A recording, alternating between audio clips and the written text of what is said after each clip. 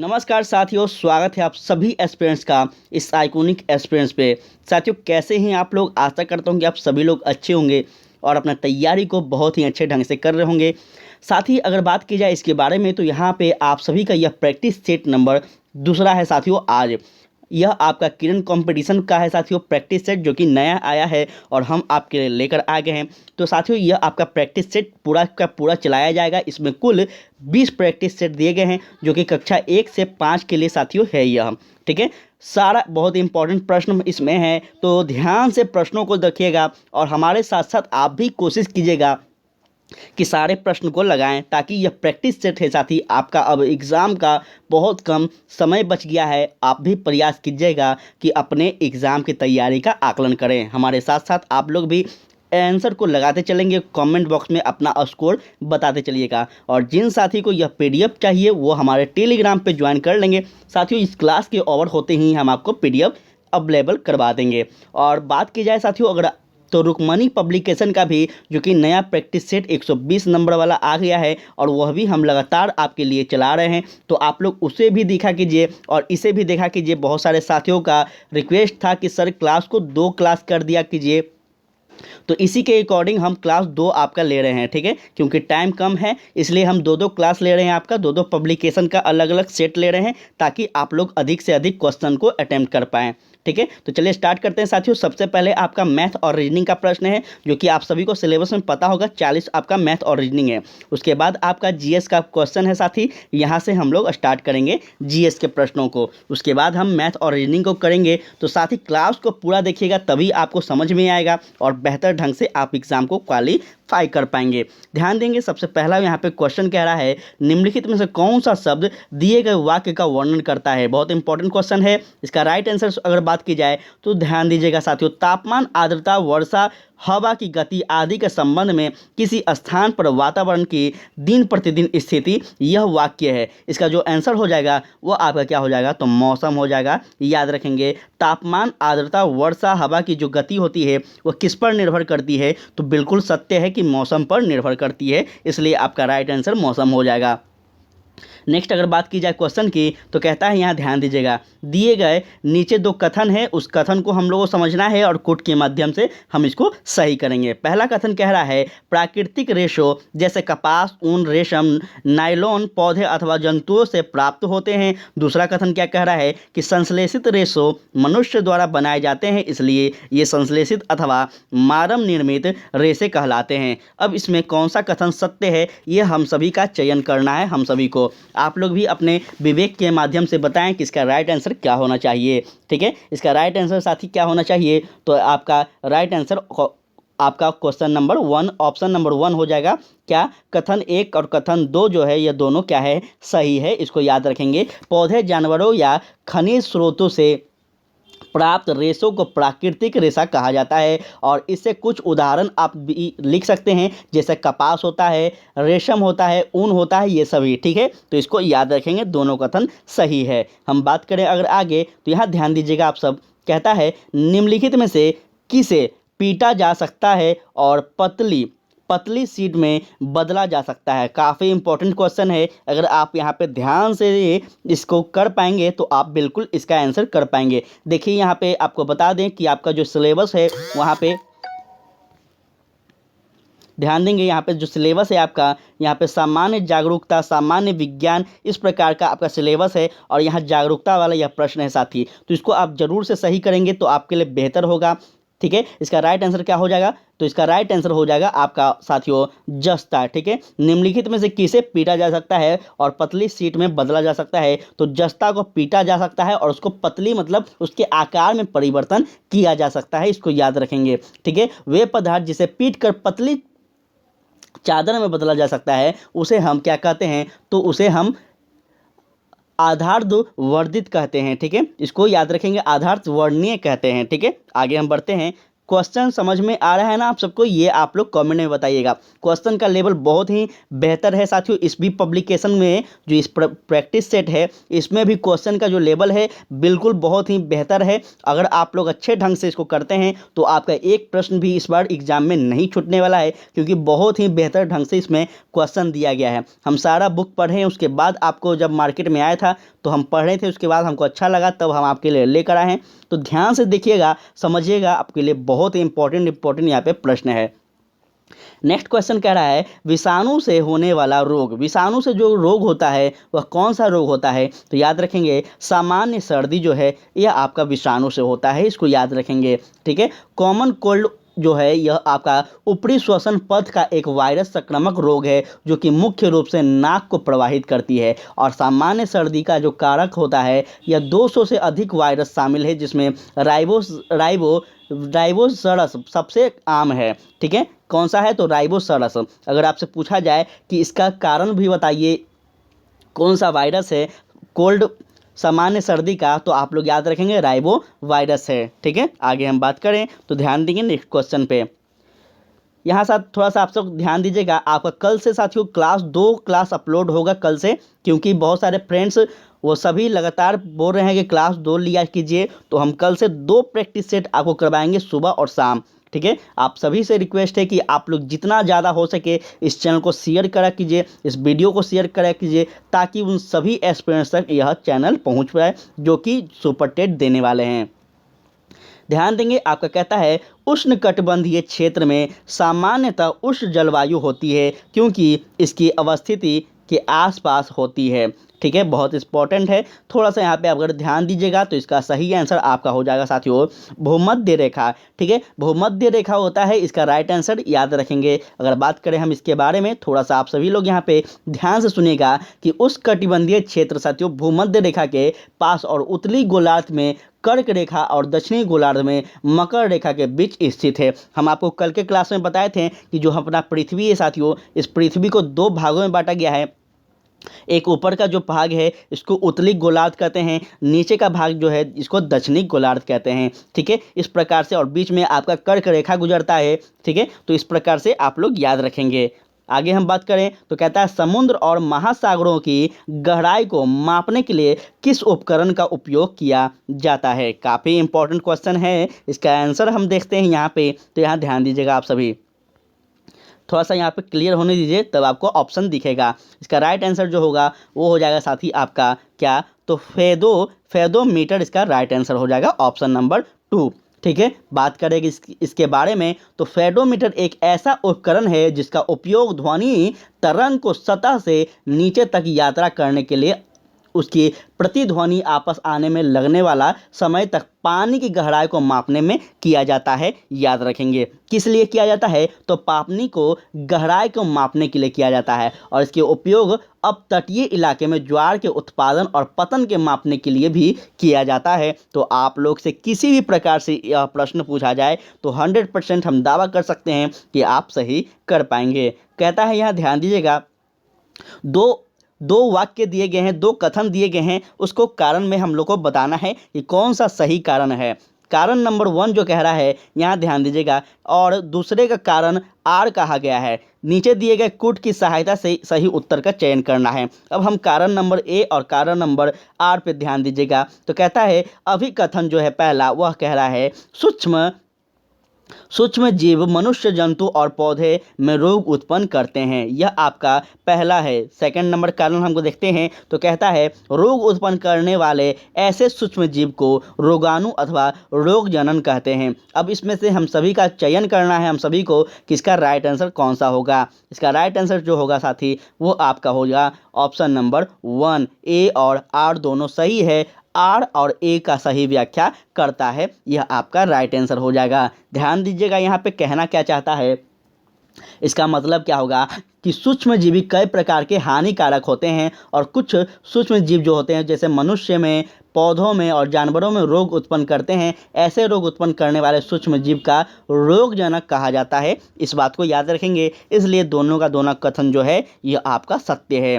चलिए बढ़ते हैं हम आगे। तो यहाँ ध्यान दीजिएगा आप सब लोग, कहता है मनुष्य की लार में कौन सा एंजाइम मौजूद होता है। साथियों हमारे जो हमारे मुख में लार गिरता है वह लार कौन सा एंजाइम होता है, यह आपको बताना है। ठीक है, इसका राइट आंसर जो होगा वो कौन सा हो जाएगा, तो आपका साथी हो जाएगा एमाइलेज। ठीक है, कौन सा हो जाएगा, एमाइलेज होगा। ठीक है, ऑप्शन नंबर सेकंड इसका राइट आंसर हो जाएगा। लार में साथियों एमाइलेज नामक एंजाइम होता है जो कि माल्टोज में स्टार्च का क्या करता है, प्रयोग करता है। और स्टार्च संपूर्ण पाचन केवल कहाँ से करता है, तो अंगनाशय एमाइलेज की क्रिया से छोटी आंत तक पहुंचाता है। इस बात को आप लोग अच्छे ढंग से याद रखिएगा। बहुत ही अच्छा ढंग से आपको बायोलॉजी का हम क्वेश्चन बना रहे हैं।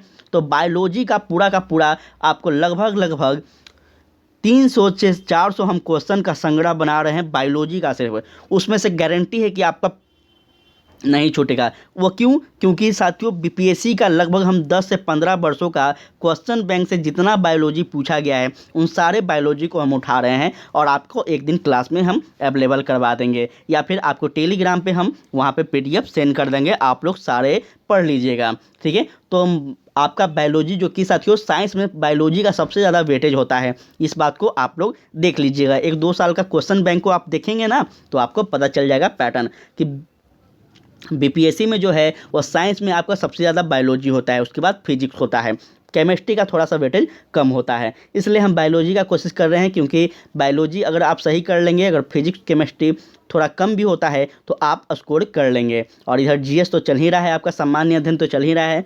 तो यहाँ ध्यान दीजिएगा, कहता है मनुष्य की, यहाँ हम लोग इस क्वेश्चन को कर लिए हैं, नेक्स्ट प्रश्नों पे चलते हैं। तो कहता है लाखों कंप्यूटर नेटवर्क का एक विशाल नेटवर्क डैश का गठन कराता है।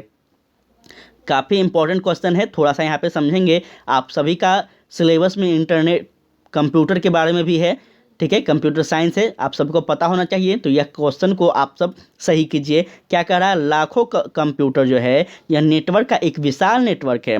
ठीक है, नेटवर्क का एक विशाल नेटवर्क है, शब्दों को पकड़ेंगे और यह क्या कराता है, तो डैश का गठन कराता है। इसका राइट आंसर जो होगा वो आपका कौन सा होगा, तो याद रखेंगे इंटरनेट। ठीक है, क्या करता है साथियों, लाखों कंप्यूटर नेटवर्क का एक विशाल नेटवर्क इंटरनेट का गठन कराता है। इसको याद रखेंगे, काफ़ी इंपॉर्टेंट है। चलिए हम आगे, तो यहाँ ध्यान दीजिएगा, कहता है राज्यसभा के 1/3 सदस्य सेवा नेतृत्व होता है कब, जब उसका क्या होता है, हर 2 साल पर क्या होता है साथियों, तो राज्यसभा का याद रखेंगे, राज्यसभा का सदस्य हर 2 साल पर सेवा नेतृत्व करता है, अर्थात अपने पद को क्या करता है साथियों, अपने पद को त्यागता है और उस पद पे दूसरे व्यक्ति को लाया जाता है। इसको याद रखेंगे। इसलिए राज्यसभा में कभी भी क्या होता है, राज्यसभा कभी भी भंग नहीं होता है। आपसे प्रश्न पूछा जाएगा कि क्या राज्यसभा भंग होता है या फिर लोकसभा भंग होता है, तो इस प्रकार से आप याद रखेंगे कि लोकसभा भंग होता है, ना कि राज्यसभा। ठीक है, राज्यसभा में अप्रत्यक्ष चुनाव होता है, जो कि साथियों लोकसभा में प्रत्यक्ष रूप से चुनाव होता है। इस बात को भी आप लोग अच्छे ढंग से याद रखिएगा। बढ़ते हैं हम आगे, तो यहाँ ध्यान दीजिएगा, कहता है नीचे दिए गए अवकथ्य दिए गए हैं, जो कि अभिकथन 1 और अभिकारण 8 जो है यह दिए गए कूट के माध्यम से आपका सही उत्तर चयन करना है।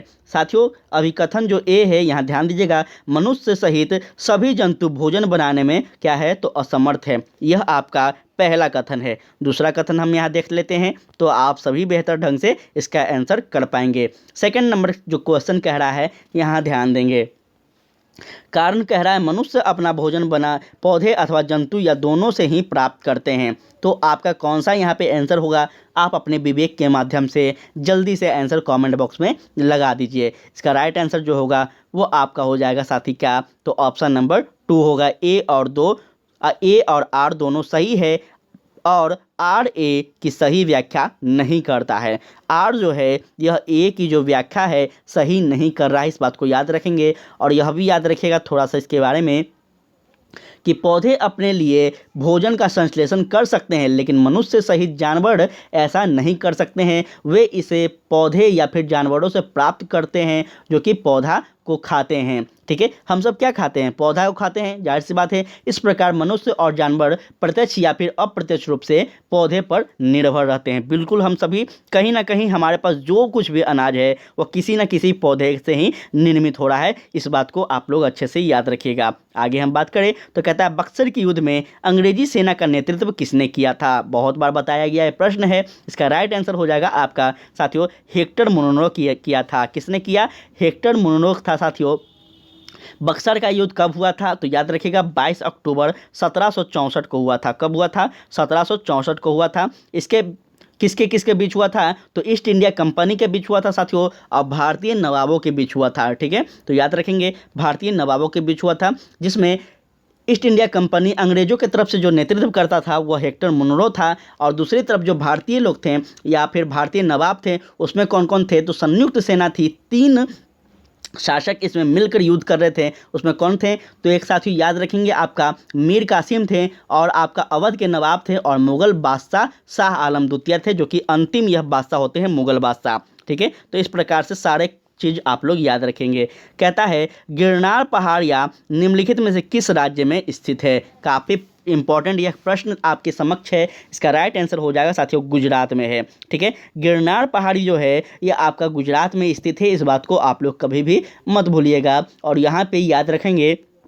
थोड़ा सा कि गिरनार जिसे रेवतक पर्वत के नाम से भी जाना जाता है, तो आपसे पूछ दिया जाए गिरनार ना देकर आपसे रेवतक पर्वत दे दिया जाए तो आप गलती मत कीजिएगा। गिरनार पहाड़ी को ही रेवतक पहाड़ी भी कहते हैं, तो इस बात को आप लोग याद रखेंगे। किसी भी प्रकार से मेरा उद्देश्य यही है कि इस बार आप सभी को टीचर बनाना है। आगे हम बात करें तो कहता है शहीदी दिवस निम्नलिखित में से किस सिख गुरु से संबंधित है? शहीदी दिवस जो है यह आपका साथियों गुरु तेग बहादुर से संबंधित है। आप सबको पता होना चाहिए कि गुरु तेग बहादुर को फांसी दे दिया गया था, किसके द्वारा? तो औरंगजेब के द्वारा। ठीक है, औरंगजेब के आदेश पर इनको फांसी दे दिया गया था साथियों, इसलिए शहीदी दिवस शहीद दिवस के रूप में इनके दिवस को मनाया जाता है। ठीक है, आगे हम बात करें तो यहाँ ध्यान दीजिएगा। कहता है इनमें से किस नदी का उद्गम भारतीय सीमा से नहीं होता है? काफ़ी इंपॉर्टेंट क्वेश्चन है, और कई बार हम रुक्मणी जब आपका पढ़ा रहे हैं तो उस समय यह क्वेश्चन कई बार हम बताए हैं, कई बार डिस्कस किए हैं कि जो ब्रह्मपुत्र नदी है यह साथी भारत से इसका उद्गम नहीं है। इसका उद्गम कहाँ से है? तो इसका उद्गम तिब्बत से है। ठीक है, इसको याद रखेंगे, तिब्बत से है। और साथियों यह हिमालय में कौशल पर्वत, ठीक है सॉरी साथी, हिमालय के कैलाश पर्वत श्रृंखला में 9300 मीटर लिखते चलिएगा। बहुत इंपॉर्टेंट फैक्ट बता रहे हैं, 9300 मीटर की ऊंचाई पर साथियों यह ग्लेशियर से निकलती है, तो यह बात आप लोग कभी भी मत भूलिएगा। चलिए उसके बाद हम बात करते हैं तो कहता है भूमंडलीय तापवर्धन में कौन सी गैस प्रमुख रूप से जिम्मेदार है? काफ़ी इंपॉर्टेंट क्वेश्चन है, थोड़ा सा भी आप लोग गड़बड़ कीजिएगा लटक जाइएगा इस बार, लेकिन यहाँ पे ध्यान दीजिए, बहुत इंपॉर्टेंट क्वेश्चन है। और मुझे लगता है कि साथियों इससे भी आपका इजी इस बार सुपर टेट में पूछा जाएगा। वह इसलिए क्योंकि सिलेबस आयोग के द्वारा कंफर्म नहीं किया गया है, और दूसरा नंबर है कि यह पहला पेपर है, अभी पहली बार पेपर लिया जा रहा है, तो ज़्यादा हार्ड नहीं होगा। कंपटीशन कब हार्ड होता है? जब 1 2 3 पेपर हो जाते हैं, तब और भी संख्या उसमें बढ़ने लगते हैं। जब वहाँ पे कोचिंग वाले को, सारे विद्यार्थी को पैटर्न पता चल जाता है, तब अधिक से अधिक और भी स्टूडेंट उसमें फाइट में उतरने लगते हैं, और तभी क्या होता है, कंपटीशन बढ़ जाता है। तो इस बार आपका उतना कंपटीशन नहीं होने वाला है, बिल्कुल भी मत घबराइए। बस आप लोग अच्छे से दम पूरा एकाग्र होकर पढ़िए, आपका सिलेक्शन निश्चित है। और इसका राइट आंसर जो होगा वो आपका हो जाएगा कौन सा? तो कार्बन डाइऑक्साइड जो है इसका राइट आंसर हो जाएगा। कार्बन डाइऑक्साइड का साथियों CO2 से भी कहा जाता है, तो यह भी याद रखेंगे। मानव में गतिविधियों के माध्यम से उत्सर्जित होने वाली प्राथमिक ग्रीन हाउस गैस है यह, इसको याद रखिएगा आप सभी। चलिए उसके बाद हम बात करें तो यहाँ पे आपका कहता है कि कपड़े धोने वाले सोडे का साधारण नाम क्या है? कपड़े धोने वाले जो सोडे हैं उसका साधारण नाम क्या है? तो याद रखेंगे इसका साधारण नाम आपका हो जाएगा सोडियम कार्बोनेट। इसका अणुसूत्र क्या होता है? तो याद रखिएगा यह भी अणुसूत्र Na2CO3 इसका अणुसूत्र होता है। आपसे बता दें कि केमिस्ट्री में आप लोग जितना भी अणुसूत्र है प्रयास कीजिएगा कि आप लोग रट लें। ठीक है, केमिस्ट्री में ऐसा कोई एग्ज़ाम नहीं होता है जहाँ पे 1 2 नंबर का अणुसूत्र ना पूछा जाए। ठीक है, तो आप सभी से विनती है कि अणुसूत्र को याद कर लेंगे तो आपका 2 3 नंबर तो फिक्स वहाँ पे होगा ही। आगे हम बात करें तो यहाँ ध्यान दीजिएगा, कहता है फल एक परिपक्व डैश है, परिपक्व डैश है। इसका राइट आंसर जो होगा वो होगा अंडाशय। ठीक है, ऑप्शन नंबर 4 इसका राइट आंसर होगा। अब समझते हैं कि इसका मतलब क्या होगा, क्या यह कहना चाह रहा है। ध्यान दीजिएगा कि पौधे में निषेचन के बाद अंडाशय एक फल के रूप में विकसित होता है और फूल के अन्य भाग झड़ जाते हैं। इस बात को आप सब लोग याद रखेंगे, ठीक है। जब साथियों किसी भी फूल का निर्माण होता है तो उसका निर्माण किस प्रकार से होता है, इस क्रिया को आपको बताया जा रहा है, ठीक है। तो ध्यान से रखिएगा आप सभी इसको। ध्यान दीजिए, नेक्स्ट क्वेश्चन कहता है बांदीपुर अभ्यारण्य किस राज्य में स्थित है। काफ़ी इंपॉर्टेंट क्वेश्चन है, यह याद रखेंगे। हम आपको बताए हैं कई बार कि अभ्यारण्य जितने हैं याद रखेंगे, और खासकर बिहार का जो अभ्यारण्य है उसको तो जरूर से याद रखिएगा आप सभी। तो याद रखेंगे बांदीपुर जो अभ्यारण्य है, इसका राइट आंसर हो जाएगा आपका, कहाँ पे है तो कर्नाटक में है, ठीक है। कहाँ पे है, कर्नाटक में है। कर्नाटक में भी कहाँ है तो याद रखेंगे चामराजगंज में है, ठीक है। कहाँ पे है थोड़ा सा लिख लेंगे, थोड़ा सा उधर का शब्द जो होता है आप सबको पता हो, टेढ़ा टाइप का होता है, चमराजगढ़, चमराजगढ़ में है, ठीक है। यह कहाँ पे है, यह एक प्रकार का जिला है कर्नाटक में, इसी जगह पे वादिमपुर अभ्यारण्य है, इसको याद रखिएगा। आगे हम बात करें इसके बारे में तो यहाँ पे यह भी याद रखेंगे कर्नाटक के बारे में कि यह जो है यह दक्षिण भारत में सबसे बड़ा संरक्षित क्षेत्र और दक्षिण एशिया में जंगली हाथियों का सबसे बड़ा निवास स्थान है, जो कि इसकी विशेषता है। आपसे अगर पूछा जाए तो इसको कभी भी भूलिएगा नहीं। नेक्स्ट अगर बात करते हैं हम तो कहता है गांधी जी ने 1919 में सत्याग्रह आंदोलन किसके विरोध में शुरू किया। बहुत ज़्यादा इंपॉर्टेंट क्वेश्चन है। इसका राइट आंसर जो होगा वो आपका हो जाएगा रॉलेट एक्ट, ठीक है। 1919 में साथियों रॉलेट एक्ट के विरुद्ध गांधी जी ने सत्याग्रह आंदोलन शुरू किया था, याद रखेंगे। अगर डिटेल में हम बात करें तो याद रखिएगा कि इस अधिनियम के द्वारा सरकार को परीक्षण और न्यायिक समीक्षा के बिना किसी भी दंडित का अधिकार दिया गया था। रॉलेट एक्ट क्या था तो किसी भी व्यक्ति पर अगर शक हो, उस पर शक हो तो उसको गिरफ्तार किया जाता था, इसलिए इस एक्ट को काला एक्ट भी कहा गया है। इस एक्ट को बिना अपील बिना वकील के साथियों इस एक्ट को भी कहा गया है। तो यह भी आपसे याद रखेंगे, आपसे पूछ दिया जाएगा कि बिना वकील बिना अपील वाला एक्ट कौन सा है तो रॉलेट एक्ट है, ठीक है। तो इस तरह से चीज़ों को याद रखेंगे तो आप बिल्कुल सही कर पाएंगे। ध्यान दीजिएगा, फिर से आपका कथन ए और कथन आर है, ध्यान दीजिएगा। अभी कथन पहला है यहाँ पे और अभी कथन आपका आर है। हम देखते हैं क्या क्या कथन है। अभी कथन ए कह रहा है आपका बलुई मृदा सुबातित होती है, यह आपका अभिकथन ए है। और कारण जो है यह कह रहा है बलुई मृदा के कण छोटे होते हैं। अब हम समझते हैं कि इसका सही आंसर कौन सा है, यहाँ पे ध्यान दीजिएगा। इसका राइट आंसर हो जाएगा आपका ऑप्शन नंबर 3 साथियों। ए सही है परंतु आर क्या है, गलत है, यह आपका सही है। ध्यान से अब बात की जाए इसके बारे में, बलुई मृदा के बारे में, तो थोड़ा सा यहाँ पे ध्यान दीजिएगा कि रेत के कण काफ़ी बड़े होते हैं और वे एक साथ नहीं रह सकते हैं, इसलिए उनके बीच बड़ा स्थान खाली रहता है और वे स्थान हवा से भरे होते हैं, जिनके कारण रेती मिट्टी अच्छी तरह हवादार होती है, यह भी याद रखिएगा। चलिए उसके बाद हम बात करते हैं आगे। तो ध्यान दीजिएगा, आप सबको क्लास कैसा लग रहा है, आप सभी से रिक्वेस्ट है कि फीडबैक ज़रूर दीजिए, नहीं तो हम इस प्रैक्टिस सेट को बंद कर देंगे। आप सबसे विनती है आप लोग क्लास का फीडबैक ज़रूर दीजिए, ठीक है। स्किप कीजिए, अच्छा लगे बुरा लगे, लेकिन स्किप करने से पहले फीडबैक देकर जाइए। चलिए यहाँ पे बात करते हैं। तो कहता है यह भारत का सबसे ऊंचा बांध है, कौन सा है, इसमें से आप सब बताएं कि इसमें से सबसे ऊंचा बांध कौन सा है भारत का। तो दामोदर घाटी जो बांध है यह सबसे ऊंचा है, इसको याद रखिएगा। सॉरी साथियों, दामोदर घाटी नहीं होगा, सॉरी क्या होगा तो टिहरी बांध जो है यह आपका सबसे ऊंचा होगा, ठीक है। हम थोड़ा सा भूल गए थे, उसके लिए क्षमा चाहेंगे। याद रखिएगा साथियों, भारत का सबसे ऊंचा बांध आपका टिहरी बांध है, ठीक है, याद रखेंगे, काफ़ी इंपॉर्टेंट है। इसके बारे में अगर बात करें हम तो टिहरी बांध का साथियों बाद भाखड़ा बांध जो है यह दूसरा सबसे बड़ा है, ठीक है। यह भाखड़ा जो है यह आपका सेकंड नंबर पे आता है, इसको याद रखिएगा। और भाखड़ा बांध विश्व का सबसे ऊंचा सीधा गुरुत्वाकर्षण बांध है, यह भी आप इसको याद रखेंगे भाखड़ा बांध के बारे में, ठीक है। तो ये दो विशेषता आप लोग याद रखिएगा। यहाँ पे एक क्वेश्चन में आपका 2-3 हम आंसर बताते हैं ताकि आप आने वाले समय में इससे जुड़ा हुआ एग्ज़ाम को भी क्लियर कर सकें, इससे जुड़े हुए प्रश्न को भी आप क्लियर कर सकें।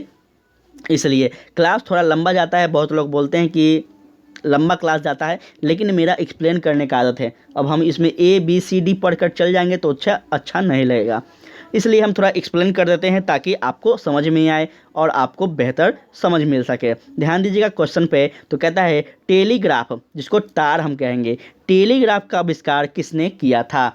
याद रखेंगे, इसका राइट आंसर होगा सैमुअल मोर्स ने किया था। किसने किया? सैमुअल मोर्स ने किया था। याद रखेंगे कब किया था? तो 1837 में किया था। कब किया था? 1837 में सैमुअल मोर्स के द्वारा टेलीग्राफ का आविष्कार किया गया था। साथियों, इसका फुल फॉर्म क्या होता है?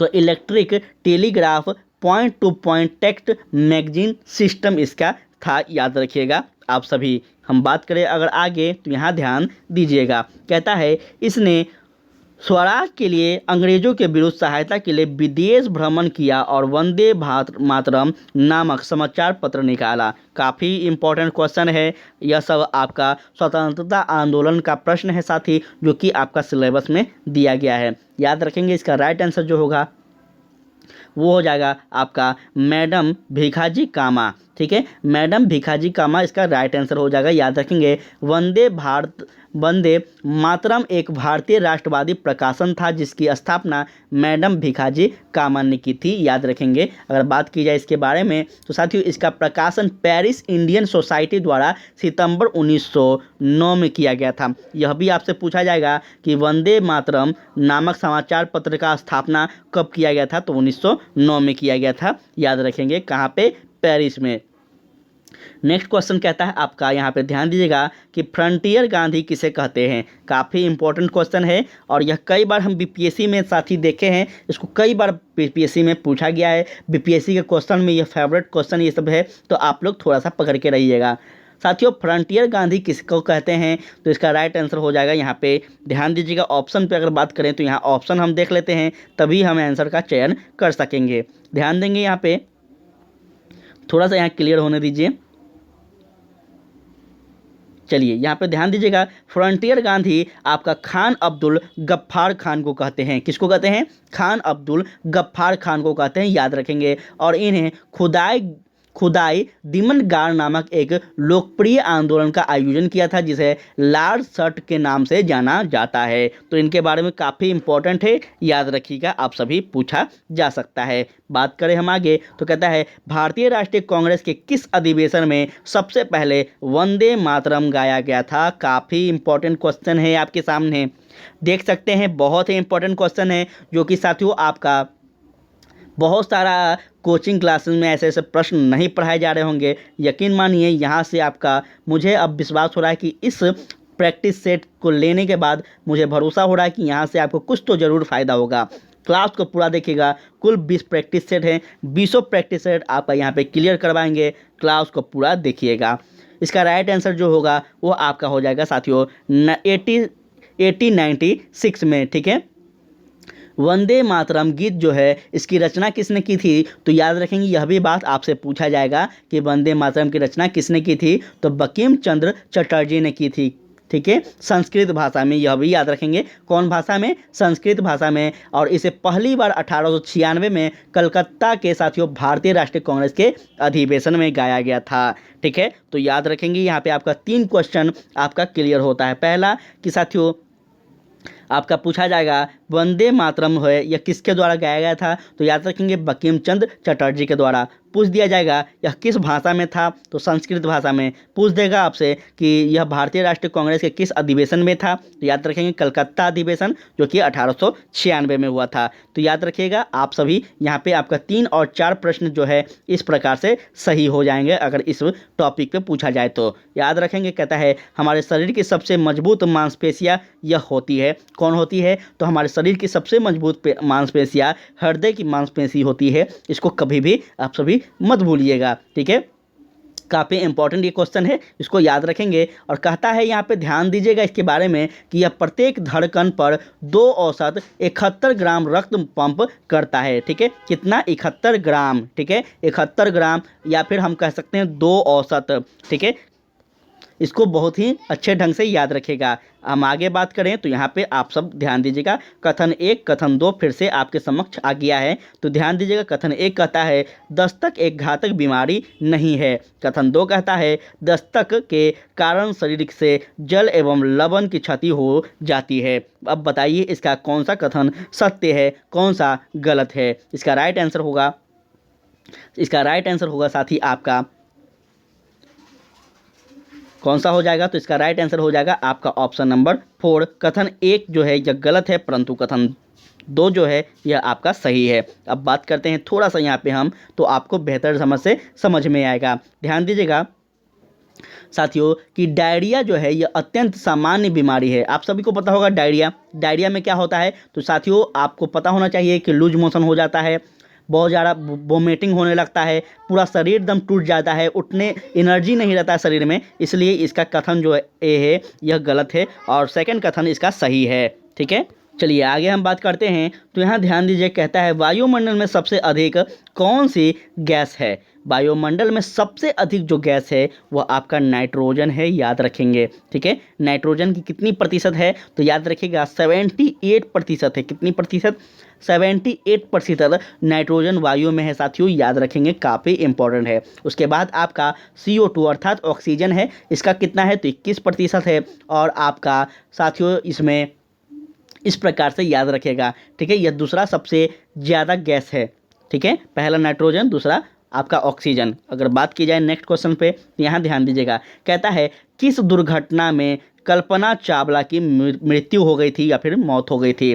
बहुत इंपॉर्टेंट क्वेश्चन है और यह साथियों बेसिक प्रश्न है। इसमें आपको 5-6 में बच्चों का बुक में आपको पढ़ने के मिलेंगे। इसका राइट आंसर जो होगा, हमें उम्मीद है कि आप लोग कमेंट बॉक्स में लगा दिए होंगे। इसका राइट आंसर क्या होगा, तो आपका साथियों कोलंबिया हो जाएगा। ऑप्शन नंबर 2 इसका राइट आंसर हो जाएगा। ठीक है, कल्पना चावला की मृत्यु कब हुई थी, तो 2003 में हुई थी।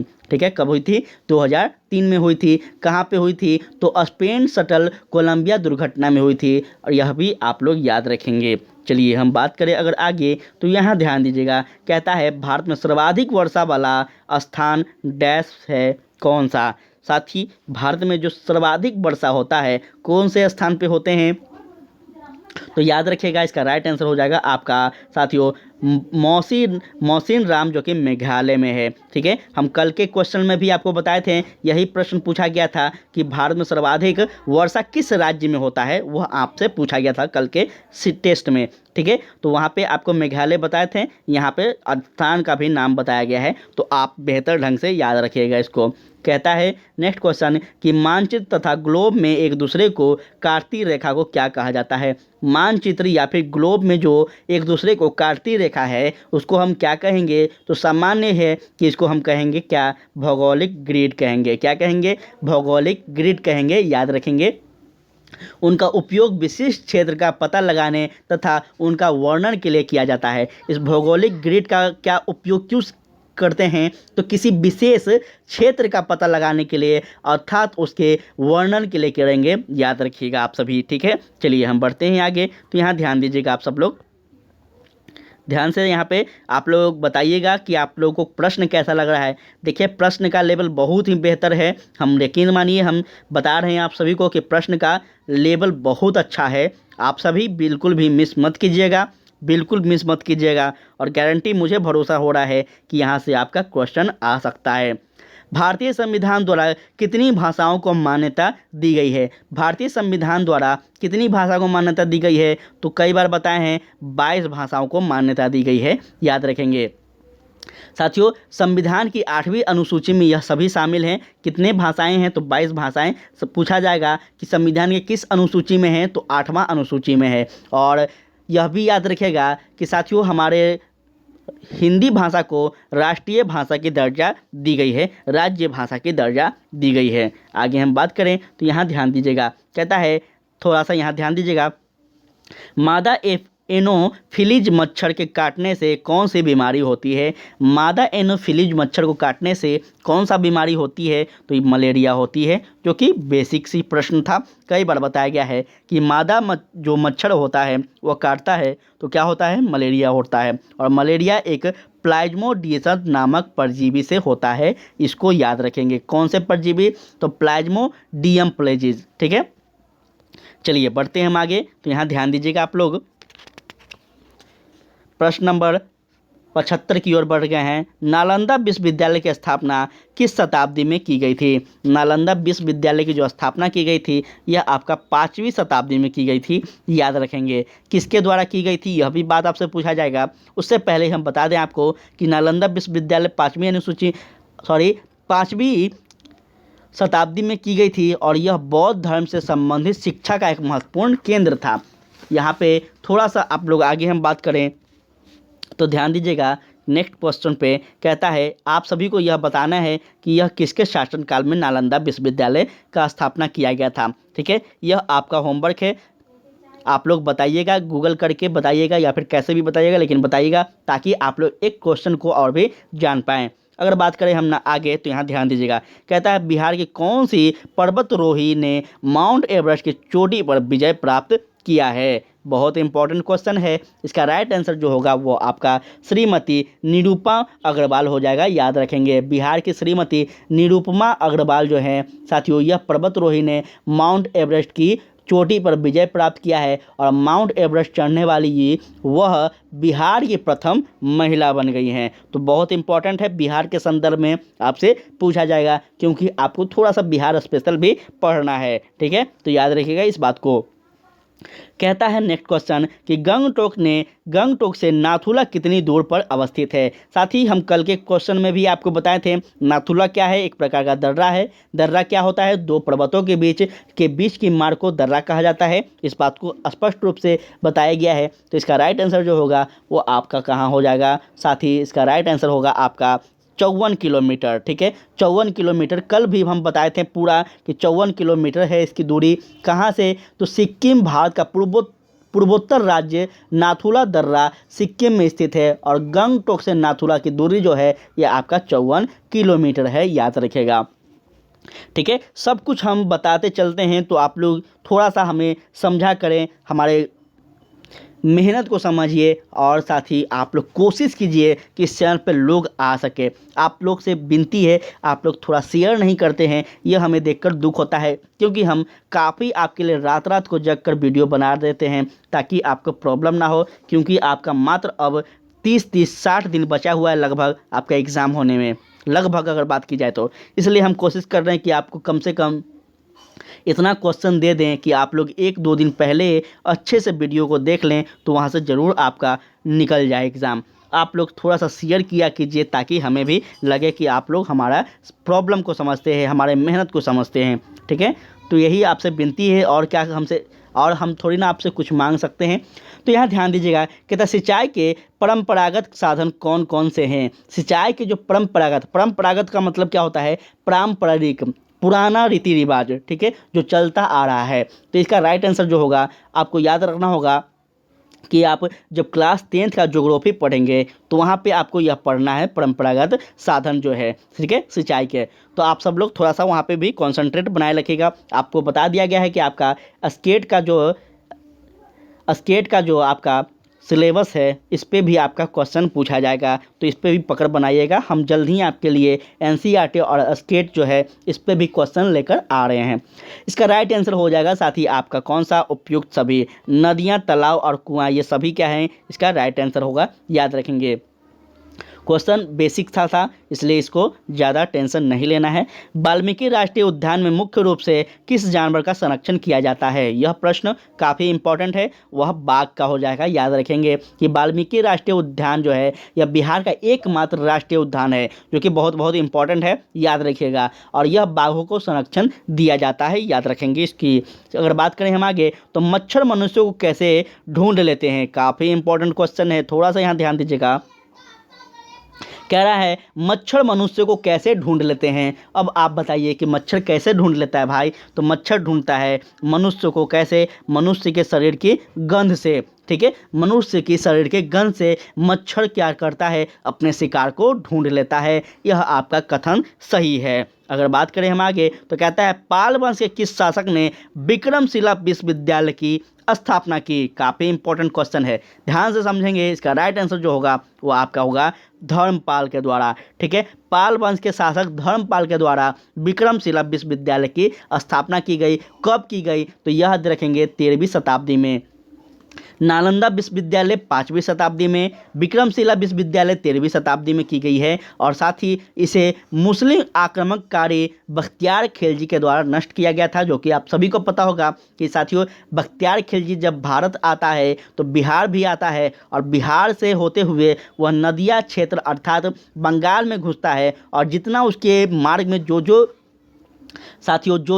भारतीय इतिहास के, भारतीय संस्कृति के प्रमुख स्थल थे, सभी को नष्ट करते हुए यह व्यक्ति बख्तियार खिलजी एक मूर्ख व्यक्ति, एक गद्दार व्यक्ति, यह सभी को नष्ट करते हुए आगे बढ़ता जाता है, ठीक है। तो इसको याद रखिएगा आप सभी लोग। आगे हम बात करें तो कहता है यहाँ पे थार रेगिस्तान में अर्ध चंद्रकार बालू के स्तूप को क्या कहा जाता है। काफ़ी इंपॉर्टेंट है। इसका राइट आंसर जो होगा वो हो जाएगा आपका कौन सा, तो याद रखेंगे इसका राइट आंसर होगा आपका ऑप्शन नंबर साथियों ए बड़खान, ठीक है। थार मरुस्थल एक शुष्क मरुस्थल है जिसका विस्तार भारत एवं पाकिस्तान तक है, ठीक है। तो याद रखेंगे थार मरुस्थल के बारे में। चलिए आगे हम बढ़ते हैं, थोड़ा सा यहाँ पे आप लोग ध्यान दीजिएगा। आगे हम बढ़ते हैं। क्लास कैसा लग रहा है आप सभी से विनती है कि आप लोग बताते चलिएगा। हमें उम्मीद है कि आज का क्लास आपको बहुत ही अच्छा लग रहा होगा। जिस स्थान पर रेल लाइन 2 से अधिक दिशाओं की ओर जाती है उसे क्या कहा जाता है। ध्यान दीजिएगा, जिस स्थान पर रेल लाइन 2 से अधिक दिशाओं में जाती है उसको क्या कहेंगे, तो उसको हम कहेंगे क्या, उसको जंक्शन कहेंगे, ठीक है। पटना जंक्शन है आपका, बहुत सारा देखते होंगे, बहुत सारा स्टेशन का नाम जंक्शन लगाया जाता है उसके लास्ट में, तो उसको हम क्या कहेंगे, जंक्शन क्यों कहेंगे, तो समझ गए आप, इसके लिए जंक्शन कहा जाता है उसको। आगे हम बढ़ते हैं तो उदाहरण के लिए अगर बात की जाए तो उदाहरण के लिए हम बता दिए पटना जंक्शन है, प्रयागराज जंक्शन है, बहुत सारे जंक्शन हैं, उसको आप लोग याद रखेंगे। चलिए उसके बाद हम बात करें तो यहाँ ध्यान दीजिएगा, कहता है 2 या उससे अधिक नदियों के मिलने वाले स्थल को क्या कहा जाता है। 2 या 2 से अधिक जो नदियों का संगम होता है उसको हम क्या कहेंगे, तो इसको कहेंगे भाई जाहिर क्या कहेंगे, तो ज्वारनदम मुख कहेंगे, ठीक है। एक सेकेंड, इसको हम क्या कहेंगे, सॉरी इसको क्षमा करेगा, इसको हम क्या कहेंगे, तो इसका राइट आंसर आपका ऑप्शन नंबर 4 हो जाएगा, कन्फ्लुएंट एर्थ कहेंगे, ठीक है। कन्फ्लुएंट एर्थ कहेंगे जिसका मतलब होता है संगम मिलन, ठीक है। इसका मतलब क्या होता है, संगम मिलन। और उदाहरण के लिए बहुत सारे हैं, जैसे यमुना है, सरस्वती है, गंगा है, बहुत सारा है। आगे हम बात करें तो यहाँ ध्यान दीजिएगा, कहता है किस भारतीय शहर को 7 द्वीपों का शहर कहा जाता है। बहुत इंपॉर्टेंट है। इसका राइट आंसर हो जाएगा आपका ऑप्शन नंबर साथियों ए, ऑप्शन नंबर 1 मुंबई को क्या कहते हैं, तो 7 द्वीपों का शहर कहा जाता है, इसको याद रखेंगे। गेट ऑफ इंडिया मुंबई में स्थित है और इसकी वास्तुकला किसने की थी, तो जॉर्ज विटेकर ने की थी, यह भी याद रखेंगे। गेटवे ऑफ इंडिया का जो डिजाइनिंग किया गया था किसके द्वारा किया गया था, तो जॉर्ज विटेकर के द्वारा किया गया था, याद रखेंगे। और भारत की आर्थिक राजधानी भी किसको कहेंगे, तो याद रखेंगे मुंबई को ही कहेंगे भारत की आर्थिक राजधानी। चलिए हम आगे बढ़ रहे हैं। कह रहा है संक्रामक रोग रोगी व्यक्ति से किसी भी माध्यम से द्वारा स्वास्थ्य व्यक्ति तक पहुंचते हैं, किसी भी माध्यम द्वारा पहुंचते हैं। इसका राइट आंसर कौन सा है, तो इसका राइट आंसर होगा आपका ऑप्शन नंबर 1 साथियों, यहाँ ध्यान दीजिएगा, सही है, ठीक है। यह कथन आपसे पूछा जा रहा है कि संक्रामक रोग रोगी व्यक्ति से किसी भी माध्यम के द्वारा स्वास्थ्य व्यक्ति तक पहुंच जाता है, यह कथन जो है बिल्कुल सही है, इसको याद रखेंगे। बात करें हम इसके बारे में, इसमें संक्रामक बीमारी कौन से होंगे, तो मलेरिया होंगे, टाइफाइड होंगे, चेचक होंगे, बहुत सारा है, ये सभी संक्रामक बीमारी के उदाहरण हैं, ठीक है। चलिए बात करें हम आगे। कहता है निम्नलिखित में से कौन सा जानवर 14 से 15 साल की आयु के बाद अपने झुंड को छोड़कर अकेला रहने लगता है। बहुत इंपॉर्टेंट क्वेश्चन है और इसका राइट आंसर जो होगा वो आपका हो जाएगा साथी हाथी। ठीक है, बहुत इंपॉर्टेंट है, हाथी हो जाएगा, याद रखेंगे। वह भी कौन हाथी? तो नर हाथी। ठीक है, यह 14 से 15 वर्ष की आयु तक झुंड के में रहता है, उसके बाद यह झुंड को छोड़कर अकेला रहने लगता है। आगे हम बात करें तो क्वेश्चन है आपका कि चंपारण सत्याग्रह का नेतृत्व किसने किया था? बेसिक क्वेश्चन है, सबको पता होना चाहिए कि गांधी जी के द्वारा किया गया था और यह गांधी जी का पहला सत्याग्रह कह सकते हैं, पहला आंदोलन कह सकते हैं, या फिर स्वतंत्रता संग्राम में इनका यहाँ से एंट्री होता है, भारतीय राजनीति में इनका एंट्री होता है इसी आंदोलन से। तो इसको याद रखिएगा, बहुत ही इंपॉर्टेंट है। साथ ही यह कब हुआ था? तो 1917 में हुआ था। कब हुआ था? 1917 में हुआ था, याद रखेंगे। चलिए बात करें हम आगे तो कहता है ऊंचाई के साथ डैश की भाग कम हो जाती है। ऊंचाई के साथ डैश की भाग कम हो जाती है, किसकी भाग? तो ऑक्सीजन की। ठीक है, ऊंचाई के साथ ऑक्सीजन की जो भाग है या क्या होती है, इसका भाग कम हो जाता है। जैसे अगर हम बात की जाए एग्जाम्पल के साथ तो याद रखेंगे, जब हम ऊंचाई के साथ ऊपर जाते हैं तो हवा का घनत्व कम हो जाता है, जिससे ऑक्सीजन की मात्रा में कमी आ जाती है। इसको आप लोग देख सकते हैं। आप देख सकते हैं कि साथियों, जब कोई भी व्यक्ति जब कहाँ जाता है, जब वह ऊपर जाता है, मतलब हम कह सकते हैं, माइंड में अभी नहीं आ रहा है, उसको क्या कहेंगे, थोड़ा सा भूल रहे हैं हम। ठीक है, हम कमेंट बॉक्स में बता देंगे, टेंशन मत लीजिए। हम थोड़ा सा भूल रहे हैं, उसको क्या कहेंगे हम, शायद थोड़ा सा हमको अभी याद नहीं आ रहा है, मतलब ध्यान है, कह नहीं पा रहे हैं इस चीज़ को। चलिए आगे हम बढ़ते हैं टाइम वेस्ट ना करते हुए। कहता है जाड़े में उगाई जाने वाली फसल को कहा जाता है क्या? जाड़े में जो फसल उगाई जाती है उसको रबी फसल कहते हैं, याद रखेंगे, जिसमें गेहूं, जौ, चना, मटर, मसूर ये सभी आएंगे आपका। ठीक है, इसको याद रखिएगा। चलिए आगे हम बढ़ते हैं। ये सब बच्चे वाला क्वेश्चन है तो इसको ज़्यादा टाइम मत लीजिए। निम्नलिखित में से कौन भारत की प्रमुख भूमि को रामेश्वरम द्वीप में से अलग करता है? निम्नलिखित में से कौन भारत की मुख्य भूमि को रामेश्वर द्वीप से अलग करता है? काफ़ी इंपॉर्टेंट क्वेश्चन है। इसका राइट आंसर होगा आपका साथियों पंबन चैनल। ठीक है, पंबन चैनल है, याद रखेंगे। अब आप कंफ्यूज यहाँ होंगे कि सर चैनल क्या है? चैनल तो हम लोग टीवी पे देखते हैं, यहाँ पे क्या है? ध्यान दीजिएगा साथियों, किसी भी दो देशों के बीच अगर समुद्र होता है, ठीक है, ध्यान दीजिएगा, जैसे मान के चलिए यहाँ पे भारत है, यहाँ पे श्रीलंका है, फॉर एग्जाम्पल बता रहे हैं, तो बीच में आप सभी को पता होगा समुद्र है। ठीक है, तो इस बीच में साथियों दोनों देशों की जो सीमाएं होंगी वह एक काल्पनिक रेखा के माध्यम से खींची जाती है, जिसको हम चैनल कहते हैं। ठीक है, कोई दिक्कत? यहाँ हम आसान शब्द में आपको बताने का कोशिश किए हैं। आप समझ लीजिएगा कि भारत के साथ समुद्री सीमा कौन कौन देश झांसा करता है, यह आप लोग ध्यान से समझ लीजिएगा आगे। ठीक है, चलिए हम बात करें अगर नेक्स्ट क्वेश्चन की, तो यहाँ ध्यान दीजिएगा, इम्पोर्टेंट आज का यह प्रश्न है, हमें भी देखकर अच्छा लग रहा है। इसमें ध्यान दीजिएगा, एक कहता है एक चक्रवात को दुनिया के विभिन्न हिस्सों में अलग अलग नामों से जाना जाता है, जापान में इसे क्या कहा जाता है? एक चक्रवात को दुनिया में अलग अलग नाम से जाना जाता है और यह आपसे पूछा जा रहा है कि वह जापान में क्या कहा जाता है। इसका राइट आंसर होगा, आप सभी याद रखिएगा, इसका राइट आंसर हो जाएगा आपका टाइफून। ठीक, क्या कहेंगे? टाइफून कहा जाता है। चक्रवात को जापान में क्या कहेंगे? तो टाइफून कहेंगे। चलिए बढ़ते हैं हम आगे, तो याद रखेंगे, कहता है बिजली की क्षमता वाली लोहे की छड़ पर इनमें से किसका लेप किया जाता है? बहुत इंपॉर्टेंट क्वेश्चन है, इसका राइट आंसर हो जाएगा आपका कौन सा? याद रखेंगे साथियों, जस्ता हो जाएगा। ठीक है, जस्ता हो जाएगा, याद रखेंगे, काफ़ी इंपॉर्टेंट क्वेश्चन है। चलिए बढ़ते हैं हम आगे, तो कहता है भारत के किस राज्य में ग्रामीण ओलंपिक्स का आयोजन प्रत्येक वर्ष होता है? काफ़ी इंपॉर्टेंट प्रश्न है, इसका राइट आंसर होगा पंजाब में। ठीक है, पंजाब का ग्रामीण ओलंपिक प्रतिवर्ष जनवरी और फरवरी के बीच लुधियाना पंजाब के पास आयोजित किया जाता है। आप सबको बता दिए हैं पूरा डिटेल में, चाहें तो वहां जा सकते हैं उस महीने में। ध्यान दीजिएगा, बैरोमीटर डैश मापता है। बैरोमीटर क्या मापता है? तो याद रखेंगे, बैरोमीटर जो है यह आपका वायुमंडलीय दबाव को मापता है। किसको मापता है? तो वायुमंडलीय दबाव को मापता है और बैरोमीटर का उपयोग किया जाता है, इसको याद रखेंगे। एक बुनियादी बैरोमीटर में एक बेसिन में पारा तत्व का उपयोग होता है और बैरोमीटर जो है यह दो प्रकार का होता है, एक मकड़ी और एक एनराइड। ठीक है, तो यह भी आप सब याद रखेंगे। चलिए बढ़ते हैं हम आगे, तो कहता है भारत में शिक्षक दिवस डैश तारीख को मनाया जाता है। अब यह प्रश्न भी बताने वाला नहीं है, आप सबको पता होना चाहिए। आप बिहार के शिक्षक बनने वाले हैं, बिहार के भावी टीचर बनने वाले हैं। और ऐसे भी कॉमन बात है, यह तो हमें लगता है कि क्लास 1-2 का बच्चा बता देगा, तो यह प्रश्न मुझे नहीं ज़रूरत है कि लगता है बताना पड़ेगा। फिर भी याद रखेंगे कब, तो 5 सितंबर को, ठीक है। किनके जन्मदिन के अवसर पर मनाया जाता है यह आपको बताना है, क्योंकि आप एक शिक्षक बनने वाले हैं, कम से कम इतना पता होना चाहिए आपको। जब आपके विद्यालय में यह शिक्षक दिवस मनाया जाएगा तो उस दिन स्पीच आप दीजिएगा, तो क्या दीजिएगा आप लोग यहाँ पे थोड़ा सा बताइएगा।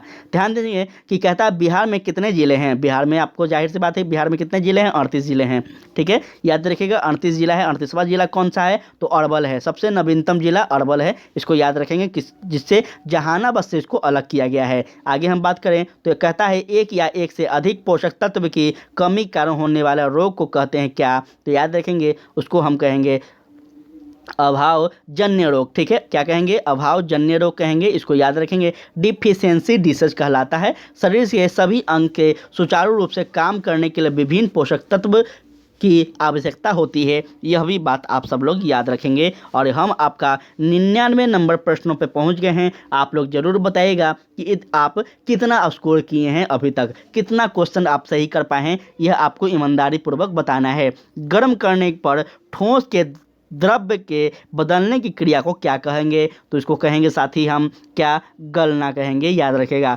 क्या कहेंगे, गलना कहेंगे। उसके बाद हम बात करें नेक्स्ट क्वेश्चन पे, इनमें से कौन सा एक पानी का गुण नहीं है। पानी का जो गुण नहीं है वो कौन सा नहीं है, तो इनमें से कोई भी चीज़ धुल नहीं सकती। यह आपका यह क्या है, रंगहीन होता है, यह गंधहीन होता है, यह स्वादहीन होता है, ठीक है। तो इस प्रकार से आपका ऑप्शन नंबर 4 जो है यह राइट आंसर होगा। पानी जो है यह रंगहीन है, गंधहीन है, स्वादहीन है, सर्वश्रेष्ठ बिल्य है, इसको याद रखेंगे। पानी का कोई रंग है क्या, नहीं है। गंध है क्या, नहीं है। स्वाद है क्या, नहीं है। तो इसका राइट आंसर क्या होगा, 4 होगा। कोई दिक्कत नहीं है। चलिए आगे हम बढ़ते हैं।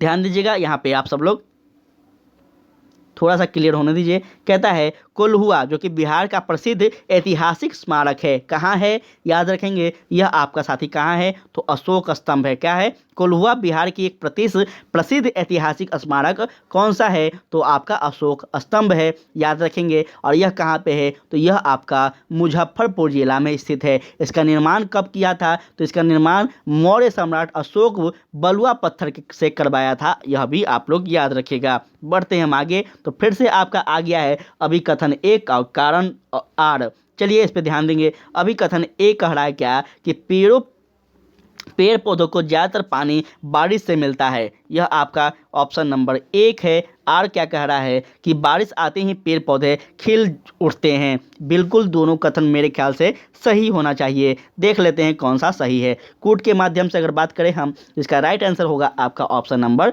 2। ए और आर दोनों सही है, परंतु आर ए की सही व्याख्या नहीं करता है, यह आपका सही होगा, ठीक है। चलिए बढ़ते हैं हम आगे। तो याद रखेंगे आपका क्वेश्चन नंबर 103 है, बीजों के अंकुरन के लिए निम्न में से किसकी जरूरत नहीं होती है। बीजों के अंकुरन जो निकलते हैं साथी, किस लिए, तो इसका अंधेरा जो है इसकी ज़रूरत नहीं है। अब बात करें इसके बारे में, तो यह भी याद रखिएगा कि साथी बीजों के अंकुरन के लिए पानी, हवा एवं प्रकाश की आवश्यकता होती है, ना कि अंधेरा की, ठीक है। अंधेरा से क्या फ़र्क पड़ता है, ठीक है, कोई फ़र्क नहीं पड़ता है। प्रकाश होना चाहिए, हवा होना चाहिए, पानी होना चाहिए, तभी तो उसको एनर्जी मिलेगा, प्रकाश संश्लेषण प्राप्त कर पाएगा और फिर वह वृक्ष बढ़ पाएगा। आगे हम बात करें तो कहता है वैज्ञानिक को जो अंतरिक्ष की विभिन्न वस्तुओं तथा तारा, चंद्रमा, ग्रह आदि का अध्ययन करते हैं क्या कहलाते हैं। काफ़ी इंपॉर्टेंट क्वेश्चन है, याद रखेंगे। इसको क्या कहेंगे हम, तो खगोलविद कहेंगे। जो वैज्ञानिक अंतरिक्ष का अध्ययन करते हैं, चंद्रमा का अध्ययन करते हैं, ग्रह का अध्ययन करते हैं, उसको हम खगोलविद कहेंगे, ठीक है, खगोल शास्त्री कहेंगे,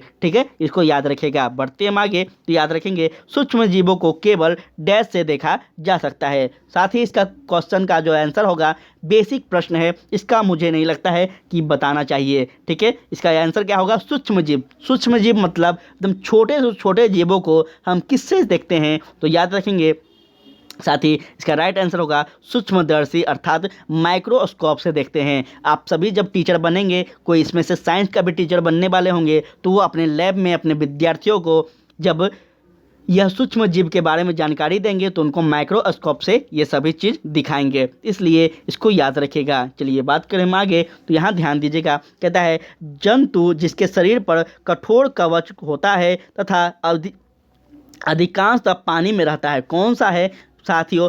पानी में रहता है। तो इसको आप अब समझ गए होंगे इसमें कौन सा होगा। तो साथ ही इसका राइट आंसर हो जाएगा आपका यहाँ पे राइट आंसर हो जाएगा आपका क्या? तो इसका राइट आंसर होगा आपका कछुआ, ठीक है, जो कि एक कठोर है साथियों। कछुआ जो है इस पे ऊपर में जो परत होता है इतना हार्ड होता है कि अगर इस पे भारी से भारी भी अगर कोई गाड़ी चढ़ जाए फिर भी इस कछुए के कुछ भी नुकसान नहीं होगा, ठीक है। तो इसको याद रखिएगा आप सभी। चलिए बात करें हम आगे। कहता है दूरी को मापने की जो इकाई है उसको क्या कहेंगे? दूरी को जो मापा जाता है उस इकाई को हम क्या कहेंगे? तो उसको हम कहेंगे किलोमीटर, ठीक है। आप सभी गाड़ी चलाते होंगे, वाहन चलाते होंगे, तो आप सभी उसमें क्या मापते हैं? किलोमीटर ही मापते हैं ना, कि आज हम 2 किलोमीटर चले हैं, 5 किलोमीटर चले हैं। तो इस प्रकार से आप सब याद रखिएगा। हम बढ़ें आगे। तो कहता है डायरिया का प्राथमिक उपचार क्या है? डायरिया का जो प्राथमिक उपचार है वो आपका क्या है? तो याद रखेंगे इसका आपका ORM का घोल है, ठीक है। OMR जो आता है, ORM, सॉरी साथियों हम भूल गए, OMR, ठीक है। यह घोल है साथियों, एक प्रकार का एनर्जी बूस्टर कह सकते हैं आप। इसको पीने से क्या होता है? जब डायरिया होता है तो डायरिया क्या होता है अभी हम जरूर ऊपर के स्लाइड में फिर से बताए हैं कि डायरिया जब होता है तो व्यक्ति में क्या होता है? अधिक से अधिक वोमिटिंग होता है, लूज मोशन होता है और शरीर को पूरी तरह से तोड़ दिया जाता है, पूरा तरह से मतलब उसके एनर्जी को ख़त्म कर दिया जाता है इसमें।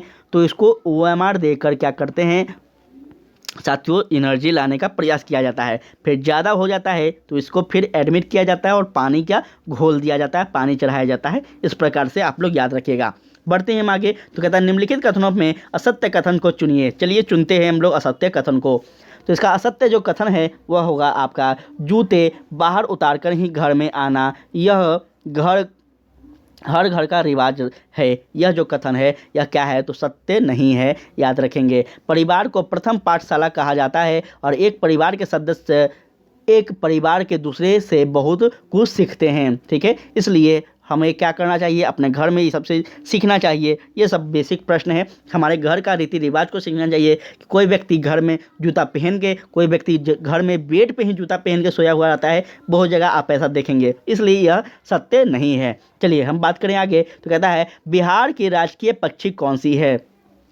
यह प्रश्न बहुत इंपॉर्टेंट है, इसका याद रखिएगा आप सभी। यह राइट आंसर होगा आपका ऑप्शन नंबर साथियों 3। गौरैया जो है यह बिहार की राष्ट्रीय क्या है? तो राजकीय पक्षी है, राष्ट्रीय पक्षी है, याद रखेंगे। अगर बात की जाए अन्य तो याद रखेंगे आपसे पूछ दिया जाए कि बिहार का राजकीय पक्षी ना पूछकर राजकीय पशु पूछ दिया जाए, तब क्या कीजिएगा? तब याद रखेंगे पशु कौन है? बैल है। राजकीय फूल कौन है? गेंदा है। राजकीय मछली कौन है? मांगुर है, ठीक है। और आपका राष्ट्रीय गीत कौन सा है? तो हम यह भी याद रखिएगा कि हम भूल रहे हैं उसको, हम कंठ के पालनहार, कुछ ऐसा करके गीत है जो कि आप सबको याद रखना है। आप सब विद्यालय में जब टीचर बनेंगे तो यही गीत आपके सामने गाया जाएगा बच्चों के द्वारा, ठीक है। चलिए आगे हम बात करें। तो निम्नलिखित में से कौन बिहार का जिला नहीं है? बिहार का कौन सा जिला नहीं है? तो यह बलिया जो है यह आपका उत्तर प्रदेश का जिला है साथियों, ना कि बिहार का, ठीक है। मुंगेर, जमुई, पूर्णिया यह सभी अपने बिहार का है।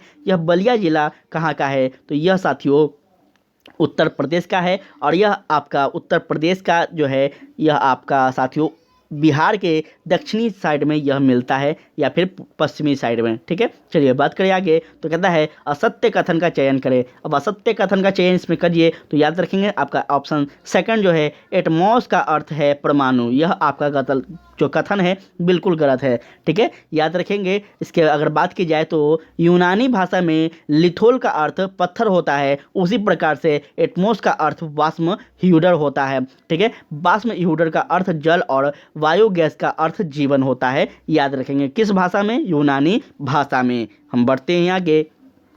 तो कहता है अत्यधिक ऊंचाई पर पर्वतारोहियों का किस प्रकार की समस्याओं का सामना करना पड़ता है? वह काफ़ी इंपॉर्टेंट क्वेश्चन है और इसका राइट आंसर हो जाएगा आपका ऑप्शन नंबर साथियों अत्यधिक ठंड और ऑक्सीजन की कमी, ठीक है, बहुत ही इंपॉर्टेंट है। अत्यधिक ऊंचाई पर पर्वतारोहियों को बारिश, आंधी, तूफान, अत्यधिक ठंड, ऑक्सीजन की कमी की समस्या का सामना करना पड़ता है, जो कि साथी आप सबको इसका समझना चाहिए, इस बात को, इस फीलिंग को समझना चाहिए। जो पर्वतारोही होते हैं वह कितना कष्ट से पर्वत को विजय करते हैं और अपने देश का, अपने राज्य का नाम रोशन करते हैं। ध्यान दीजिएगा। थोड़ा सा आपका अब मात्र 6 क्वेश्चन बच गया है, 6 प्रश्न, तो थोड़ा सा आप लोग पेशेंस बनाए रखेंगे। सिक्किम राज्य की मुख्य नदी कौन है? सिक्किम राज्य की जो मुख्य नदियां हैं वह कौन है नदी है? तो याद रखेंगे आपका साथी क्या है, तीस्ता नदी जो है यह आपका सिक्किम का मुख्य नदी है, याद रखिएगा। ठीक है, अगर बात की जाए यह, तो साथियों सिक्किम की मुख्य नदी तीस्ता है जो कि ब्रह्मपुत्र की सहायक नदी है, यह भी आप सबसे याद रखना होगा, पूछ दिया जाएगा आपसे। अगर बात करें हम आगे तो कहता है निम्नलिखित में से कौन सा महासागरों के संदर्भ में सही है? अब बात करें इसमें से कौन सा सही है, तो यहाँ ध्यान दीजिएगा। इसका राइट आंसर हो जाएगा साथियों आपका ऑप्शन नंबर ए, ये महासागर आपस में एक दूसरे से जुड़ते हैं, याद रखेंगे। महासागरीय जल लगातार सक्रिय रहता है और लहरों, धाराओं, ज्वार के रूप में गतिमान रहता है, इसको भी याद रखिएगा आप सब, क्योंकि महासागर है भाई, वो महासागर है तो उसमें लहर, गति, ये सब क्या होता है, हमेशा बना रहता है, इसको आपको भूलना नहीं चाहिए। चलिए हम बात करें अगर आगे, तो ध्यान दीजिएगा आपको यहाँ 1 सेकेंड साथियों। चलिए आगे हम बात करते हैं, तो यहाँ ध्यान दीजिएगा आपका क्वेश्चन नंबर हम आगे बात करें तो इसका राइट आंसर हो जाएगा आपका साथियों क्वेश्चन नंबर 16 की अगर बात करें तो इसका राइट आंसर होगा शेरशाह का मकबरा किस शहर में है? शेरशाह का जो मकबरा है साथियों यह आपका सासाराम में है, सासाराम में है, जो कि बहुत इंपॉर्टेंट है, इसको याद रखिएगा। ठीक है, बहुत इंपॉर्टेंट है। थोड़ा सा यहाँ पे शेरशाह के बारे में याद रखेंगे साथी, क्योंकि शेरशाह जो कि है बिहार के संदर्भ में, बिहार से जुड़े हुए हैं, इसलिए उम्मीद है कि इनके बारे में पूछा जा सकता है। चलिए बात करते हैं शेरशाह के बारे में। तो शेरशाह का जो साथियों बचपन का नाम था, इनका बचपन का नाम क्या था?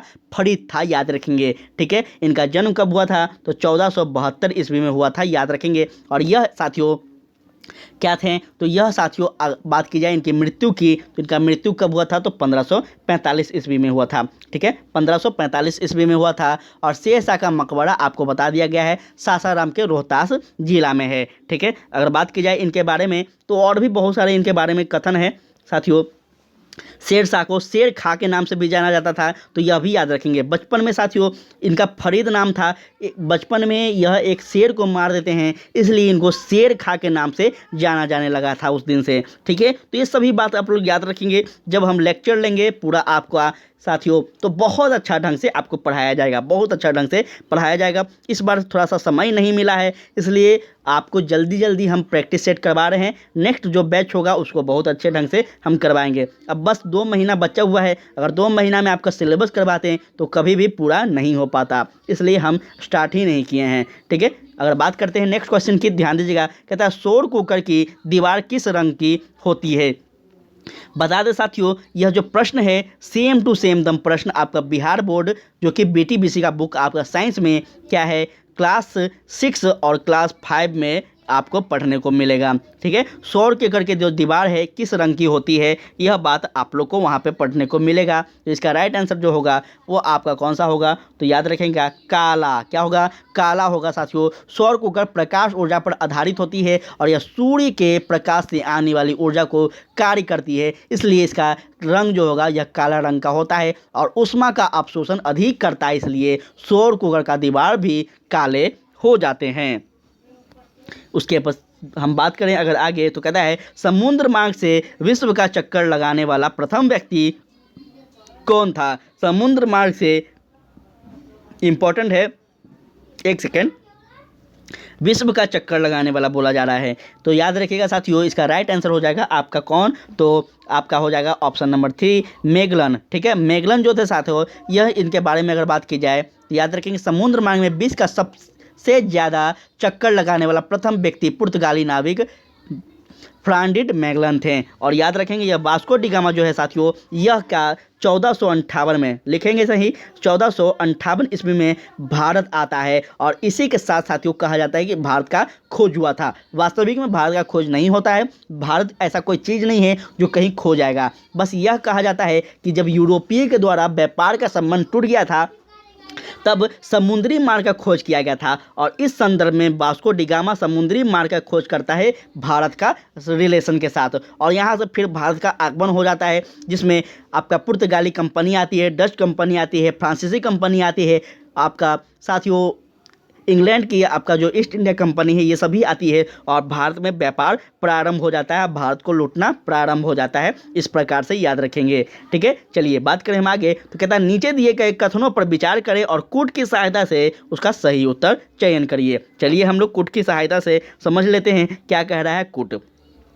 तो इसका राइट आंसर जो होगा वह साथी क्या होगा, आपका ऑप्शन नंबर 4 इसका हो जाएगा राइट आंसर, सी और डी। चलिए सी और डी पे ध्यान देंगे। तो सी कह रहा है प्रत्येक 1 डिग्री देशांतर के लिए साथियों स्थानीय समय में 4 मीटर का अंतर होता है, जो कि सत्य है बिल्कुल। उसके बाद आपका बड़े देश जिनका विस्तार उत्तर से दक्षिण की ओर बहुत अधिक होता है, वहाँ पूरे देश का मानक समय एक ही समान होता है, यह भी कथन सत्य है। इसको आप लोग बिल्कुल भी मत भूलिएगा, याद रखेंगे। बात की जाए थोड़ा सा यहाँ पे और भी डिटेल में, तो याद रखेंगे कि जमीन का ऐसा क्षेत्र जो पूरी तरह से पानी से घिरा हो उसको हम क्या कहेंगे, द्वीप कहेंगे। जैसे अपना भारत है, ठीक है, तो भारत ऊपर में जो है उत्तर में यह क्या है, तो स्थल है। ठीक है, यह ऊपर में पूरा पर्वत है और स्थल है, आपको पता होना चाहिए। वहीं अगर हम दक्षिण भारत में चल जाए साथी, तो यहाँ पे आप महाराष्ट्र, गोवा, गुजरात ये सभी इसको देखेंगे, तमिलनाडु, ये सब तो ये सब क्या है, समुद्री है, समुद्र है। तो ये इसको क्या कहेंगे, प्रायद्वीपीय कहेंगे। क्यों प्रायद्वीपीय किसको कहेंगे, जिस क्षेत्र में 3 ओर से क्या हो, 3 ओर से घिरा हो समुद्र से, पानी से, उसको हम प्रायद्वीप कहेंगे। तो अपना भारत है यह भी प्रायद्वीप है, याद रखेंगे, क्योंकि यह पश्चिम, पूर्व और दक्षिण ये तीनों साइड से पानी से घिरा हुआ है, इसलिए आपका मुझे लगता है कि कॉन्सेप्ट क्लियर हो गया होगा। यह अंतिम प्रश्न है साथी आपका यह टेस्ट सीरीज का। तो याद रखेंगे कि कहता है काकोलत जल प्रताप बिहार के किस जिले में स्थित है। अब बताइए, यह कोई प्रश्न नहीं है बताने वाला। काकोलत जो है यह आप सभी को पता होगा, इसका राइट आंसर हो जाएगा आपका नवादा जिला में है। ठीक है, आप सब गाना भी सुने होंगे कि काकोलत का गाना भी एक है, तो आप सब सुने होंगे उस गाने को, तो आप सब इसको आंसर को सही कर लीजिएगा। ठीक है, यह आपका बहुत ही इंपॉर्टेंट है, इसको याद रखेंगे। और इसी के साथ आपका साथियों होता है समाप्त जीएस का क्वेश्चन। अब हम जल्दी जल्दी मैथ और रीडिंग का क्वेश्चन पे चलते हैं, फिर आपको यह पीडीएफ टेलीग्राम पे सेंड कर दिया जाएगा। हम क्वेश्चन को बताते चलेंगे साथी, आप लोग आंसर को लगाते चलिएगा और हम पीडीएफ आपको सेंड कर देंगे। आप लोग क्वेश्चन को बनाइएगा, मैथ और रीजनिंग वाले जितने प्रश्न हैं उसको बनाइएगा, सही कीजिएगा। और हम एक ग्रुप बनाए हैं टेलीग्राम पे, वहाँ पे आप लोग आंसर को, क्वेश्चन को सॉल्व कर कर आंसर सेंड कीजिएगा, हम चेक भी कर ले चलेंगे, ताकि आपका तैयारी किस प्रकार से है यह भी आपको पता चलते रहे। तो सबसे पहला जो क्वेश्चन कह रहा है आपके समक्ष, इसका जो आंसर होगा यह आपका साथियों ऑप्शन नंबर 3 हो जाएगा। ठीक है, क्वेश्चन नंबर अगर 2 की बात की जाए तो इसका आपका आंसर 4 हो जाएगा। हम जल्दी जल्दी आपका फटाफट आंसर बताते चलते हैं मैथ रीजनिंग का, आप लोग टिक लगाते चलिएगा। और आप लोग बताइए कि आप लोग का जो जीएस हम पढ़ाए हैं इसमें आप लोग कितना स्कोर किए हैं, कमेंट बॉक्स में अपना अपना स्कोर बताइए, ताकि हम कल के क्लास में आप सभी का नाम ले सकें। ठीक है, क्वेश्चन नंबर 3 की बात की जाए तो इसका आंसर आपका 4 होगा। क्वेश्चन नंबर 4 की अगर बात की जाए तो इसका आंसर आपका साथियों 1 होगा। 5 की अगर बात करें तो इसका आंसर आपका क्या होगा, इसका आंसर साथियों आपका 1 होगा। 6 की अगर बात करें तो इसका आंसर आपका क्वेश्चन 2 ऑप्शन नंबर 2 होगा। 7 की बात करें तो इसका ऑप्शन नंबर आपका 4 होगा। अगर 8 की बात करें तो इसका आपका 1 होगा। अगर 9 की हम बात करें तो यहाँ ध्यान दीजिएगा, 9 का आपका ऑप्शन नंबर साथियों 4 होगा। 10 की बात करें तो इसका ऑप्शन नंबर 2 होगा। 11 की अगर बात करें हम तो 11 का आपका ऑप्शन नंबर साथियों आपका ऑप्शन नंबर 2 होगा। 12 की बात करें तो इसका ऑप्शन नंबर आपका 2 होगा। साथियों ये जितना भी है बहुत इंपॉर्टेंट है, तो आपसे विनती है कि आप टेलीग्राम को ज्वाइन कर लीजिएगा, पीडीएफ को वहाँ से ले लीजिएगा और आप लोग क्वेश्चन को ज़रूर बनाइएगा। क्योंकि देखिए हम इसको क्यों नहीं बना पा रहे हैं, क्योंकि यह अभ्यास का चीज़ है। आप जितना ज़्यादा खुद से बनाइएगा उतना ज़्यादा प्रेपर हो पाइएगा। जी का जीएस नहीं है, क्योंकि ऑप्शन आपको बता दें, आप रट्टा मार लीजिएगा। यह अभ्यास का चीज़ है और अभ्यास आपको करना पड़ेगा। ठीक है, चलिए बात करते हैं हम आगे। तो 13 नंबर जो क्वेश्चन है इसका राइट आंसर होगा आपका ऑप्शन नंबर 4। 14 नंबर का जो है यह आपका ऑप्शन नंबर 2 होगा। 15 नंबर की अगर बात करें तो इसका राइट आंसर होगा आपका ऑप्शन नंबर 3। और 16 की बात करें तो इसका राइट आंसर होगा 1। साथियों अगर बात करें 17 नंबर की, तो यहाँ चलिए हम देखते हैं 17 नंबर पे। तो 17 नंबर का जो आंसर होगा यह आपका हो जाएगा ऑप्शन नंबर 1। 18 का जो आंसर होगा आपका ऑप्शन नंबर 3। अगर बात करें 19 का, तो 19 का जो आंसर होगा यह आपका हो जाएगा साथियों ऑप्शन नंबर 3। 20 की अगर बात करें तो इसका ऑप्शन 3। 21 की अगर बात करें तो इसका ऑप्शन नंबर यहाँ ध्यान दीजिएगा 21 की अगर बात करें हम तो 21 का क्या होगा आपका ऑप्शन नंबर 2। अगर 22 की बात करें तो इसका ऑप्शन 3। 23 की अगर हम बात करें तो यहाँ पे ऑप्शन नंबर 4 हो जाएगा। ठीक है, आगे हम बढ़ते हैं तो 24 नंबर क्वेश्चन की ओर हम बढ़ रहे हैं। यहाँ ध्यान दीजिएगा आप सभी लोग, ध्यान दीजिएगा साथी। 24 नंबर प्रश्न का जो आंसर हो जाएगा इसका राइट आंसर हो जाएगा आपका ऑप्शन नंबर 3। 25 नंबर पे हम पहुंचते हैं तो 25 नंबर का जो आपका आंसर हो जाएगा यह आपका हो जाएगा क्वेश्चन नंबर साथियों 25 का आंसर आपका ऑप्शन ए। 26 का आपका हो जाएगा ऑप्शन नंबर 3। 27 का हो जाएगा आपका 3। 28 का हो जाएगा आपका 3। 29 का हो जाएगा आपका 4। 30 की ओर बढ़ते हैं हम तो यहाँ ध्यान दीजिएगा 30 का हो जाएगा आपका ऑप्शन नंबर 1। 31 का हो जाएगा आपका ऑप्शन नंबर 1। 32 का हो जाएगा आपका ऑप्शन नंबर 2। 33 का हो जाएगा 2। 34 का हो जाएगा आपका 4। 35 का हो जाएगा आपका 35 का यहाँ पे ध्यान दीजिएगा 35 का आपका 4 हो जाएगा, बिल्कुल सही है 4 हो जाएगा। 36 की अगर हम बात करें तो यहाँ ध्यान दीजिएगा 36 का जो आंसर होगा यह आपका हो जाएगा साथी क्वेश्चन नंबर 36 का आपका ऑप्शन 1 हो जाएगा। 37 की बात करें तो 37 का आपका 3 हो जाएगा। 38 की अगर बात करें तो 38 का आपका 1 हो जाएगा। 39 की बात करें तो 39 का आपका साथियों क्या हो जाएगा 39 का आपका 4 हो जाएगा। और इसी प्रकार से आपका 40 नंबर जो कि अंतिम है इसका आंसर हो जाएगा आपका 1। ठीक है, तो ये साथियों आपका प्रैक्टिस सेट नंबर 1 होता है 2 होता है समाप्त। 1 अपलोड कर दिया गया है और रुक्मणी का भी अपलोड हो रहा है। तो आपसे विनती है कि आप लोग ज़रूर देखिए, अच्छा लगे तो शेयर कीजिए, कमेंट कीजिए, चैनल को अधिक से अधिक शेयर करें साथी। अधिक से अधिक आप सभी का यह टास्क है, हमारा जो टास्क है आप सभी को बेहतर क्वेश्चन देना, बेहतर तैयारी करवाना। आपका भी टास्क है कि थोड़ा सा आप लोग कोशिश कीजिए कि अपना परिवार बड़ा हो सके, कि जल्द से जल्द हम आपके सामने लाइव आ सकें, आपके सामने हम और भी अच्छे ढंग से पढ़ा सके, आपके पूरा टीम बनकर हम पढ़ा सके, बहुत अच्छा सिलेबस बनाकर पढ़ा सके। तो आप लोग कोशिश कीजिए, जब आप ज़्यादा संख्या में यहाँ लोगों को लाएंगे तभी हम ये सभी चीज़ आपके लिए कर पाएंगे। ठीक है, तो आज के लिए इतना ही साथी। इस पीडीएफ के लिए आप सब टेलीग्राम को ज्वाइन कर लेंगे। कोई भी समस्या हो तो आप हमें कमेंट करें, टेलीग्राम पे मैसेज करें, सभी तरह की सुविधा आपको अवेलेबल है। तो आज के लिए इतना ही। जय हिंद, जय भारत।